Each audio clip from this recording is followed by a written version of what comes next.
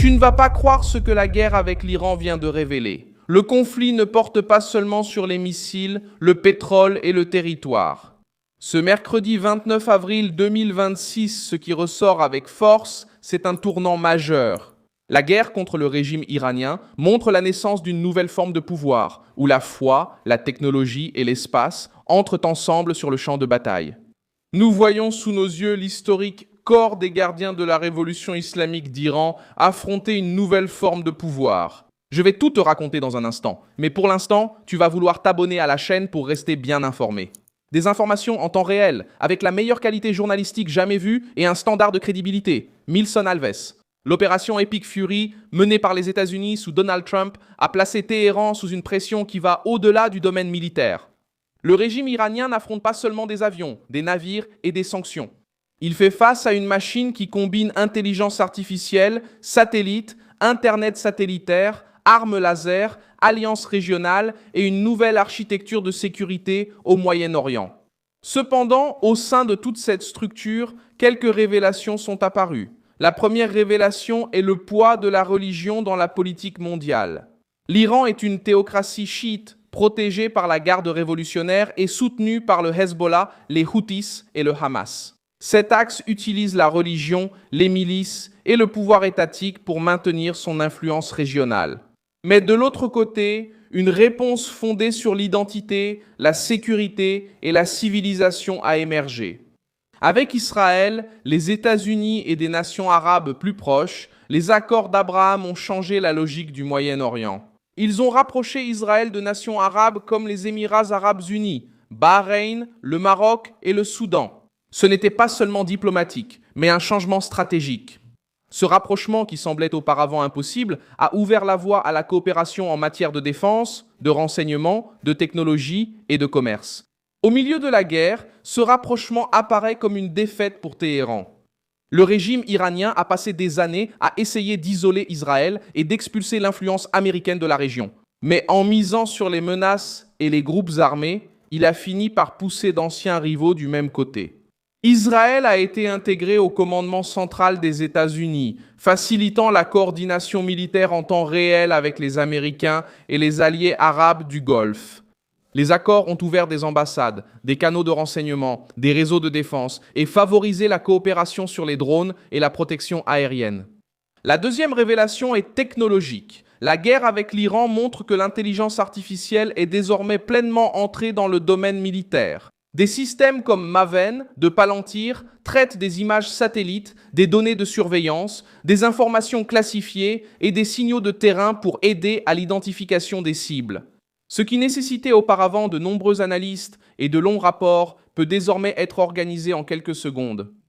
Cela change le rythme de la guerre. L'Iran a toujours misé sur la dispersion, le secret, les tunnels, les bases cachées et les alliés disséminés. Mais l'intelligence artificielle réduit cet avantage, elle trouve des schémas, croise des données et transforme l'information en action.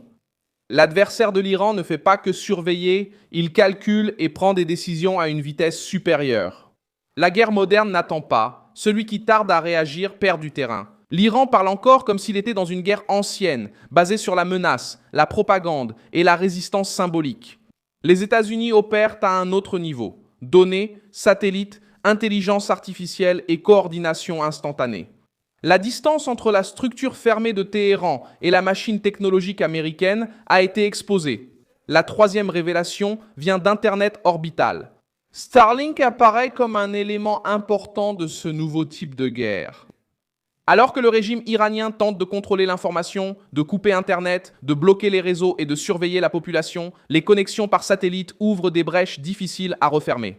Téhéran peut tenter le brouillage, le pistage et la répression. Malgré cela, la communication ne dépend plus seulement des câbles, des antennes et des autorisations internes.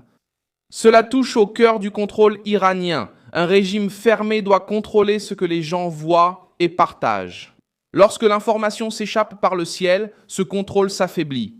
La censure d'État cesse d'être un mur solide et devient une paroi pleine de fissures, avec des images et des récits qui circulent en dehors du filtre officiel. Starlink, ainsi que des systèmes militaires comme Starshield, montrent que l'espace est devenu une partie directe de la guerre. La communication, la navigation, la surveillance et la coordination passent par l'orbite basse. Le champ de bataille ne se limite pas au sol, à la mer ou à l'air. Il s'étend jusqu'à l'espace. Celui qui domine cette couche voit mieux, communique mieux et coordonne mieux. C'est la force de l'astropolitique dans le monde réel. La quatrième révélation concerne l'utilisation des armes à énergie dirigée. Les systèmes laser comme l'Hélios, utilisés par la marine américaine, et l'Iron Beam d'Israël apparaissent comme des symboles d'un changement profond dans la défense. Pendant longtemps, la logique était de tirer un missile coûteux pour abattre un drone ou une roquette bon marché. Cela favorisait les groupes liés à l'Iran, qui misaient sur la saturation. Maintenant, cette équation commence à changer. Avec les armes laser, le coût par tir peut chuter considérablement, alors qu'auparavant, un drone bon marché obligeait à une réponse extrêmement coûteuse. L'énergie dirigée promet d'abattre les menaces plus rapidement et à moindre coût. Si les drones, les roquettes et les essaims cessent d'être un avantage économique, la pression exercée par Téhéran et ses alliés perd une partie de son impact pour l'Iran. C'est un avertissement clair. Le régime a investi pendant des années dans des missiles, des drones et des alliés capables de lancer des attaques constantes contre Israël et les intérêts américains. Mais si la défense évolue vers des capteurs, des lasers et l'intelligence artificielle, l'ancienne formule perd de sa force. Ce qui semblait être une menace immense peut devenir une cible d'essai pour la technologie supérieure. La cinquième révélation apparaît dans le Straight Funk. Pendant des décennies, l'Iran a utilisé ce passage comme une arme psychologique. Chaque fois qu'il était sous pression, il menaçait de fermer ou de perturber la route par laquelle passe une partie importante du commerce mondial de l'énergie. Mais récemment, cependant, le détroit pèse aussi sur l'économie numérique en raison des câbles sous-marins qui transportent les données et le trafic Internet entre des régions stratégiques. Cela rend la menace iranienne plus risquée pour l'Iran lui-même. Toute instabilité majeure dans le détroit d'Ormuz affecte les navires, les assurances, l'énergie, les banques, le commerce et les communications. Le régime tente d'utiliser la géographie comme moyen de chantage, mais ce chantage justifie une plus grande présence américaine. Plus Téhéran menace le détroit, plus cela donne des arguments à Trump pour renforcer l'étau militaire et économique. La garde révolutionnaire tente de répondre par des saisies de navires, des démonstrations en mer et une pression sur la... Mais le message des États-Unis est tout autre. L'Iran n'aura pas la liberté de transformer le Golfe en une zone de chantage permanent. D'un côté, le régime utilise la peur et l'instabilité, de l'autre, Trump utilise le blocus, la surveillance, la puissance navale et la coordination internationale pour étouffer la marge de manœuvre de Téhéran. Trump ne considère pas l'Iran seulement comme un problème diplomatique, il le considère comme une menace structurelle. L'offensive est présentée comme une réponse à des décennies d'agressions, de soutien à des groupes armés, de menaces contre Israël, de pression sur les routes mondiales et de progrès dans des domaines sensibles. Washington veut montrer que le danger n'a cessé de croître depuis trop longtemps et que désormais la réponse ne sera pas symbolique. Le point fort de cette stratégie est qu'elle ne dépend pas d'un seul front.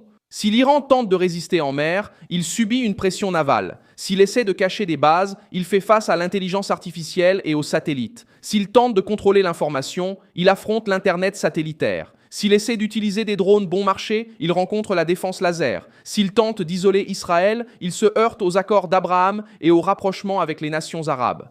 La guerre a révélé un encerclement à plusieurs niveaux. Au final, ce que cette guerre a révélé est simple. L'Iran n'affronte plus seulement les États-Unis. Sur le plan militaire, il fait face à une nouvelle forme de pouvoir, organisée par Trump. Technologie, foi, espace, renseignement et alliances régionales. Le régime a tenté de montrer sa force, mais il a exposé ses faiblesses. Et plus la guerre avance, plus il devient clair que le 21e siècle sera remporté par celui qui voit en premier, décide plus vite et encercle l'adversaire de tous les côtés. Laisse un like sur cette vidéo, abonne-toi à la chaîne et, à la fin, jette un œil aux commentaires pour être encore plus impliqué dans la communauté Milson Alves.